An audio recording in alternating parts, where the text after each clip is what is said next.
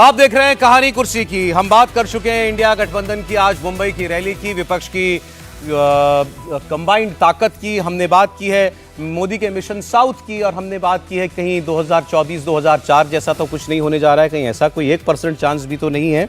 और हमारे पैनल में विजय जी ने कहा कि होगा भी तो 1% चांस, मतलब मोदी की अगर कहीं उलटफेर ना हो जाए, शॉकिंग नतीजे चुनाव में देखने को मिले, इसका 1% चांस है। बाकी हमारे तीनों मेहमानों ने कहा कि 0% चांस है, मतलब नरेंद्र मोदी, ऐसा उनको लगता है कि अपने दम पर सरकार तीसरी बार जरूर बनाएंगे। अब मैं आपको कुछ राज्यों की खबरें बता रहा हूं। मैं पहले आपको बताना चाहता हूं यूपी में क्या हो रहा है। उत्तर प्रदेश में एक बड़ा दावा रामगोपाल यादव, जो कि सांसद भी हैं और अखिलेश यादव के चाचा भी हैं, उन्होंने किया है। उन्होंने कहा कि कम से कम 40 सीटों का नुकसान भारतीय जनता पार्टी को पिछले चुनाव की तुलना में होगा, 2024 के चुनाव की तुलना में। पिछली बार के जो एनडीए था उसको 64 सीटें मिली थी, तो इस लिहाज से वो ये कह रहे हैं कि 25 के आसपास पहुंच जाएगी बीजेपी यूपी में 80 में से। तो ये उनका दावा कितना ओवर द टॉप लग रहा है या इसमें कितना दम लग रहा है, इस पर हम लोग बात करेंगे। और दूसरा जो सवाल है कि ऐसा अगर कुछ होना है तो तमाम समीक्षकों को ये राय है कि पिछली बार की तरह अगर विपक्षी गठबंधन के अंदर समाजवादी पार्टी के साथ, कांग्रेस के साथ अगर मायावती आ जाएं, जिसकी कोशिशें अभी भी चल रही हैं, ये कौन कह रहा है ये कोशिशें चल रही हैं वो मैं आपको बताऊंगा। अगर ऐसा होता है तो ये जाहिर है कि अभी जो चर्चाओं में है कि भाई बीजेपी इस बार 2014 से भी ज्यादा नंबर, मतलब 70 सीटों से 72 सीटों से भी ज्यादा सीटें जीत सकती है, वो शायद बहुत टफ होगा। तो इस लिहाज से हम लोग दोनों खबरों को जोड़ करके बात करेंगे। तो पहले मैं आपको रामगोपाल यादव का दावा सुनाऊंगा, और फिर अजय राय जो प्रदेश अध्यक्ष हैं कांग्रेस पार्टी के, वो ये कह रहे हैं कि मैं नहीं जानता कि मेरे नेता अभी भी मायावती से बात कर रहे हैं कि नहीं कर रहे हैं, लेकिन उनको हमारे गठबंधन में आना चाहिए। जनता समझ चुकी, हम लोग तो जाते हैं तो मालूम पड़ता है। जबरदस्त एंटी इनकम्बेंसी उत्तर प्रदेश में है दोनों सरकारों के खिलाफ, चाहे वो दिल्ली की हो चाहे उत्तर प्रदेश की हो। और इसलिए जो गठबंधन है उसकी स्थिति बहुत अच्छी रहेगी, और बीजेपी की कम से कम 40 सीटें उत्तर प्रदेश में हम कम कर देंगे पिछली साल से, ये स्थिति है। बहुत चल रही है कि मायावती से आप लोगों की, कांग्रेस की बातचीत हो रही है यहाँ यूपी में। नहीं, मायावती जी से निश्चित तौर से एक बड़े नेता है, उनसे बातचीत हमारे नेता गण या किसी से हो रही मेरी जानकारी में नहीं है। पर मैं इतना ही कहना चाहूँगा कि मायावती जी जिस तरीके से आज बाबा भीमराव अम्बेडकर की जो आज लोकतंत्र, जो उन्होंने संविधान की बात रची, उस संविधान को बदलने की बात भारतीय जनता पार्टी के नेता कर रहे हैं, तो उस सब चीज़ों को देखते हुए आज संविधान ही ख़त्म कर देंगे, संविधान ही बदल देंगे, तो आप उनके पदचिन्हों पे चल रही हैं। तो मेरा उनसे आग्रह होगा कि निश्चित तौर से गठबंधन के साथ उनको आना चाहिए और साथ रहना चाहिए। तो अजय राय दरअसल आश्वस्त तो बहुत ज्यादा नहीं है, वो मायावती जी की कॉन्शियंस को अपील कर रहे हैं कि देश के हालात देखते हुए आइए आप भी हमारे साथ हाथ मिलाइए। लेकिन रामगोपाल यादव ने बड़ी स्पेसिफिक बात कही कि हम 40 सीटें डाउन कर देंगे भारतीय जनता पार्टी को, मतलब 25 पर ला करके खड़ा कर देंगे। तो इस दावे में आपको कितना सच्चाई लगती है? मुस्कुरा रहे हैं प्रोफेसर साहब। देखिए, चुनाव है, चुनाव में क्या अखिलेश यादव थोड़े कहेंगे कि भारतीय जनता पार्टी को यहाँ 70 सीटें मिलने वाली है या 75 सीटें मिलने वाली है। लेकिन अखिलेश यादव ने सर ये जरूर कहा है, और मुझे इंटरव्यू में कहा था कि हम उससे लड़ रहे हैं जिसको 60% वोट मिला है कॉन्स्टिट्यूएंसी में। उनको मालूम है क्या ताकत क्या है बीजेपी की? बिल्कुल सही कह रहे हैं, लेकिन चुनाव के समय ऐसी बातें वो कह रहे हैं, लेकिन इसका कोई तो आधार होना चाहिए। आप 30% वोट पाने वाले, आप 50% वोट थोड़े मिल जाएगा आपको। 2, 4, 10 ऐसी कॉन्स्टिट्यूएंसी है जहां पर आप फाइट दे सकते हैं, लेकिन बाकी जगह तो आप फाइट में है ही नहीं। इसलिए रामगोपाल यादव का जो बयान है वह एक राजनीतिक जुगाली है, राजनीतिक तुकबंदी है। इसके अतिरिक्त इसके गहरे कोई मायने नहीं है। मायावती आ जाए तो तब भी देखिए, पिछली बार क्या था? पिछली बार क्या सोशल कोएलिशन कोई खराब था? इससे बेहतर सोशल कोएलिशन था। इसके बावजूद भी उन विपरीत परिस्थितियों में भारतीय जनता पार्टी 62 सीट लेकर के आई थी। आज के दिन में आरएलडी साथ है, नहीं सर, बीएसपी नहीं है। 62 जो आई 19 में, और लेकिन आज तो जो सर्वे बता रहे हैं 75 पार। हाँ। 10, 12, 14 सीट का अंतर है ना, प्लस तो वो अगर नहीं हुआ तो बीजेपी के लिए मैटर करता है। देखिए, मैं कह रहा हूं कि किसी भी बुरी से बुरी स्थिति में भी भारतीय जनता पार्टी 70 क्रॉस करेगी। मायावती हो या ना हो, मायावती हो या न हो, मायावती की अपनी क्रेडिबिलिटी बहुत ज्यादा नहीं रह गई है दलितों के बीच में, लेकिन वो जो 13% का उनका वोट बैंक है वो इंटैक्ट है। उनसे जो आप देखते होंगे कि उनका 22% के आसपास उनका वोट हुआ करता था, चाहे वो लोकसभा में जाए या राज्यसभा या विधानसभा में जाए। इस 22% में 13% उनकी कम्युनिटी और बाकी लोगों का जो दलित जिसे आप कहते हैं वो वोट बैंक था।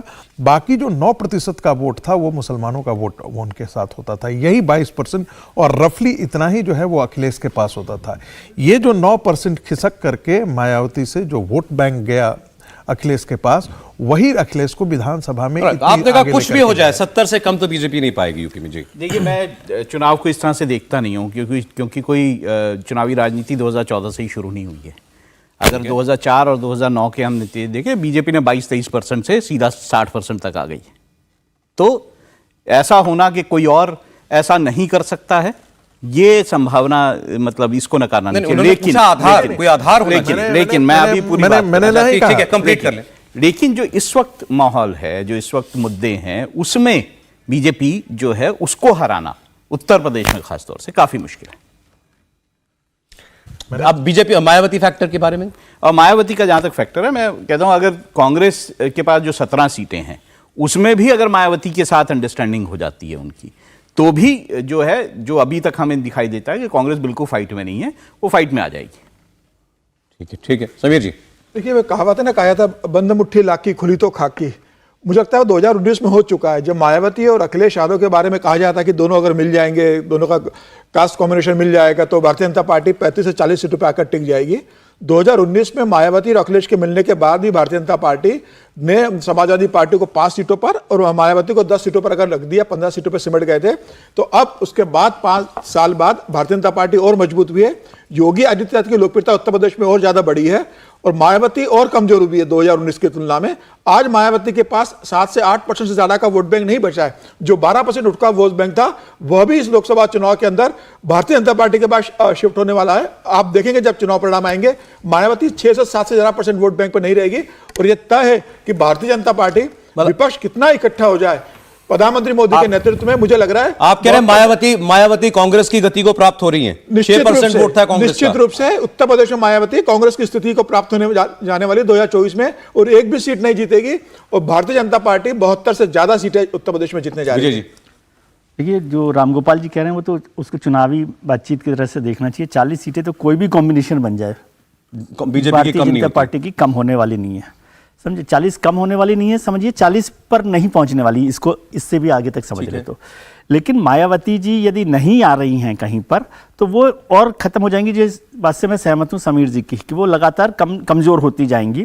अगर वो आ जाती है, जिसकी चर्चा काफी समय से चल रही है कि सोनिया गांधी विपक्षी अलायंस में आ जाती हैं, सोनिया जी से उनकी बातचीत चल रही है, ऐसा बार बार चर्चा हो रही है, तो वो कांग्रेस की मदद कर सकती हैं और इंडिया गठबंधन का जो ग्राफ है नंबर का, उसको थोड़ा सा बढ़ा सकते हैं। हम यही क्यों मान के चल रहे हैं कि उनका अलायंस होगा तो केवल कांग्रेस से होगा? वो इस यूनाइटेड अपोजिशन का पार्ट क्यों नहीं हो सकती? यूनाइटेड अपोजिशन का ही पार्ट होंगी। मैं कह रहा हूं फिर उसमें सीटें दोबारा रीडिस्ट्रीब्यूट होंगी। लेकिन समाजवादी पार्टी का बहुत बड़ा फायदा मायावती जी के साथ नहीं होने वाला है। कांग्रेस को उस वोट बैंक में एक मदद मिल जाएगी। समाजवादी पार्टी का तो हो सकता है नुकसान ही हो जाए। अखिलेश चाहेंगे कभी कि मायावती के साथ दोबारा हाथ मिलाएं? मुझे जो जानकारी मिली है, अखिलेश जी ने यस कहा है उनको, कांग्रेस लीडरशिप को, कि आप बात कर लीजिए कि क्या बात कर सकते हैं। वो खुद आगे आकर उनके साथ बात करने को तैयार नहीं है, लेकिन अखिलेश जी की हरी झंडी खबर है, खबर दे रहे हैं मुझे जी। ओके, अखिलेश जी की हरी झंडी है इस पर। ओके, मैं हो सकता है वो राजनीति में है और ये उनका आकलन बेहतर होगा, लेकिन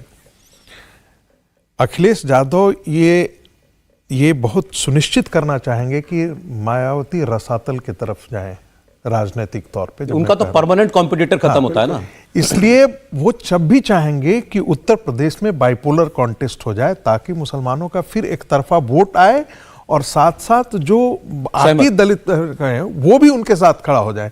इसलिए वो कभी भी नहीं चाहेंगे कि मायावती अब उठ करके दोबारा खड़ा हो। पिछला 2019 के चुनाव में बीएसपी को ज्यादा फायदा हुआ था उस गठबंधन से, समाजवादी पार्टी का नुकसान हुआ था। और ये विधानसभा में तो वो साफी हो गई थी। विधानसभा में मैं लोकसभा की मैं बात कर रहा हूं। अच्छा, मायावती जहां जीती थी, आप वो देखेंगे कि उन एरिया को आप देखेंगे तो वो मुस्लिम डोमिनेटेड एरिया थे, मैक्सिमम उसमें वहीं से उनका वोट बैंक निकल करके आया था। समाजवादी पार्टी जो है सीमित हो गई थी। ये अखिलेश बहुत अच्छी तरीके से जानते हैं कि लोकसभा का चुनाव उनके लिए महत्वपूर्ण नहीं है, वो कोई प्राइम मिनिस्टर नहीं बनने जा रहे हैं। विधानसभा उनका टारगेट है, और विधानसभा टारगेट के होने के लिए उनके लिए आवश्यक है कि मायावती जितना ग्राफ नीचे जाएगी, भी समाजवादी पार्टी के लिए उतना ही, और अखिलेश के लिए राजनीतिक तौर पर वो फायदेमंद होगा। इसलिए वो कभी भी नहीं चाहेंगे कि गठबंधन। ये खबर आपकी कब की है विजय जी? सर बस इसलिए खबर कब की आप दे रहे हैं कि अखिलेश यादव ओके हैं कि मायावती आ जाए? ऐसा है कि जब सोनिया जी की मायावती जी के साथ चर्चा हुई है ना, उसके बाद कांग्रेस लीडरशिप ने अखिलेश जी के साथ बात की है, और अखिलेश जी मतलब खुद इंटरेस्टेड नहीं है, लेकिन उन्होंने कहा क्योंकि इंडिया गठबंधन की कुछ तो नंबर बढ़ेगा, और ये बात ठीक है। मैं तो पहले ही बोला कि समाजवादी पार्टी को नुकसान ही होगा मायावती जी के आने से, क्योंकि जो माइनॉरिटी वोट है वो दोनों पार्टियों में बढ़ जाएगा, और अखिलेश जी इसीलिए कभी नहीं चाह रहे थे इतने समय से। लेकिन अभी जो स्थिति है उसमें इंडिया गठबंधन, उत्तर प्रदेश में यदि कुछ भी सीटें नहीं आती तो वो ओवरऑल बहुत इंप्रेशन नहीं पड़ रहा, और इसलिए अखिलेश जी ने कहा कि कांग्रेस लीडरशिप उनसे बात कर ले, और जो राहुल कह रहे हैं वो ज्यादा संभव है कि कांग्रेस की सीटों में से बीएसपी को सीटें देकर लड़ाई। मायावती इसके लिए कहीं भी किसी भी हद तक तैयार दिखती हैं? मायावती जी के पास अभी बहुत सारे कारण हैं नहीं तैयार होने के, और कुछ कारण है जिसमें तैयार होने के। देखिए, मैं एक इसको दूसरी तरह से देखता हूँ कि देखिए, अगर हम लोकसभा चुनाव, पिछले लोकसभा चुनावों का भी अगर आंकलन करेंगे तो जहाँ अखिलेश यादव का जो वोट है वो मायावती को शिफ्ट हुआ था, मायावती का वोट शिफ्ट नहीं हुआ था। अगर सपोजली हम ये मानें कि उत्तर प्रदेश में मायावती जो है वो हाशिए पे चले जाएं, तो पूरा दलित वोट जो है वो कोई समाजवादी पार्टी के पास नहीं जाएगा, वो जो है उठ के बीजेपी के पास आ जाएगा। तो ऐसे में क्यों जो मुस्लिम वोट तो आ जाएगा ना अखिलेश यादव के पास? अखिलेश यादव का सारा मुस्लिम वोट आ जाएगा ना।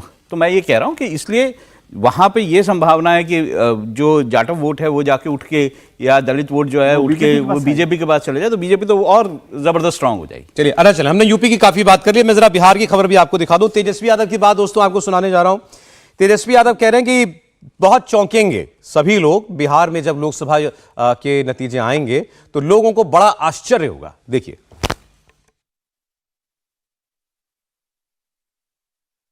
हम लोग बहुत ही कॉन्फिडेंट हैं और पूरी तैयारी हम लोगों की हो चुकी है, और हम पहले भी कहे थे कि बिहार जो है इस बार चौंकाने वाला रिजल्ट देगा।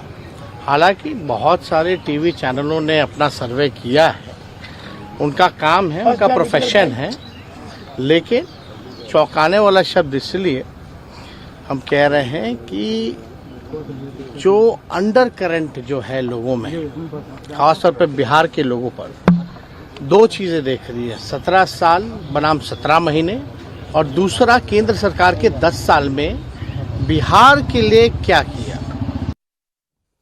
पहले तो मैं तारीफ तेजस्वी यादव जी की इस बात के लिए करना चाहता हूं कि उन्होंने कहा कि टीवी चैनल के सारे सर्वे जो हैं वो बता रहे हैं कि बिहार में भी और देश में भी एनडीए को बहुत अच्छा नतीजा मिलने जा रहा है। लेकिन आप उनकी भाषा देखिए, उसमें कहीं कोई कड़वाहट नहीं है, कहीं कोई आक्षेप देने की कोशिश उन्होंने नहीं की। बड़ी अच्छी बात है, और ऐसे नेताओं को उनसे सीखना चाहिए जो एकदम छूट पड़ते हैं कि नहीं आपका तो सर्वे मैन्युफैक्चर्ड है, आपने फोन पर सर्वे कर लिया होगा, घर बैठे सर्वे लिख लिया होगा। अरे किससे पूछा, किससे नहीं? पूरी दुनिया सर्वे करती है, पार्टियां भी सर्वे कराती हैं। कम से कम वो एक विधा है, उस विधा को करने वालों के ऊपर कम से कम ऐसी तोहमत ना दीजिए।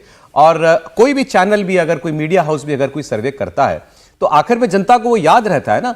अगर उससे बिल्कुल उलट कहीं कोई नतीजा आ जाता है तो फिर जनता भी देखती है, अरे भाई ये वाला तो चैनल देखो ये बता रहा था, ये वाला आदमी तो ये हमको कह रहा था हो जाएगा, हो गया बिल्कुल उल्टा। तो क्रेडिबिलिटी स्टेक पर होती है। तो इसीलिए आपको पसंद ना आए सर्वे, सुहाए ना, ये बिल्कुल ठीक बात हो सकती है, लेकिन कम से कम सीखें तेजस्वी यादव जी से कि कैसे कोई आक्षेप नहीं करना चाहिए। ये एक बात। दूसरा, जो वो प्रोफेसर साहब दावा कर रहे हैं कि बहुत चौंकाएगा बिहार इस बार। देखिए, चूंकि आरजेडी एनडीए के समकक्ष लड़ रही है तो स्वाभाविक है कि उसके नेता कहेंगे ही कहेंगे। दूसरी बात, जो बिहार विधानसभा के चुनाव के परिणाम आए हैं उसमें आप देखेंगे कि भारतीय जनता पार्टी के टक्कर में आरजेडी आई, और एक दूसरी सबसे बड़ा पार्टी के तौर पे उभर करके आई, जिसके बीच में जो विधायकों की संख्या जो है वो बहुत कम थे। तो ऐसी स्थिति में उनका ये दावा करना अपने आप में कोई गलत नहीं है, वो दावा करने के जायज़ उनके हक बनते हैं। लेकिन जब संसद में चुनाव होता है, लोकसभा का चुनाव होता है, उसकी तस्वीर अलग होती है। तो वो जो 17 महीने की तुलना 17 साल से कर रहे हैं, गौरव जी, उसका कोई असर सौरभ जी, मैं बता रहा हूँ, बिहार की यात्रा पर मैं जब मैं गांव वगैरह में घूम रहा था, तो लोगों का कहना था कि देखिए हम लोग आरजेडी का भी वोट देते हैं विधानसभा में, लेकिन केंद्र में हम नरेंद्र मोदी को ही वोट देंगे। अच्छा, तो ऐसा एक बहुत बड़ा वर्ग है जिसमें नरेंद्र मोदी का एक अद्भुत आकर्षण है। मतलब लोकसभा में आरजेडी का वोटर भी मोदी का वोटर बन जाता है। जैसे कई बार ये होता है ना, मुंबईया फिल्म के बारे में हम लोग बात करते थे, 1 2 3 4 5 6 7 8 9 10, दिलीप कुमार, 11वां की बात कीजिए अमिताभ बच्चन। वही हालत लगभग आज के राजनीतिक परिदृश्य में नरेंद्र मोदी का है। लोग जो 2019 का चुनाव हुआ था, मैं कई ऐसे सांसद, मुझे मेरे मित्र जो जेडीयू के हैं, उन्होंने कहा देखिए रातों रात हम लोगों ने अपना पोस्टर जो है वो नरेंद्र मोदी का पोस्टर चिपकाया था। ये आकर्षण नरेंद्र मोदी का है रूरल एरिया में, मैं आपको बता रहा हूं, क्योंकि जो बेनिफिशियरी है, जिनकी बहनें और बेटियां शाम का इंतजार करती थीं जी पखाना जाने के लिए, आप सोच सकते हैं उनकी डिग्निटी को, जब उनका छत हो गया है, शौचालय हो गया है, घर से नल से जल हो गया है, तो ये जो सामाजिक न्याय की जो नई व्याख्या नरेंद्र मोदी ने खड़ी की है, लटियन दिल्ली का पत्रकार और लटियन दिल्ली के बुद्धिजीवी। चलिए सर, आज बहुत सारे विषयों पर बात हो गई दोस्तों।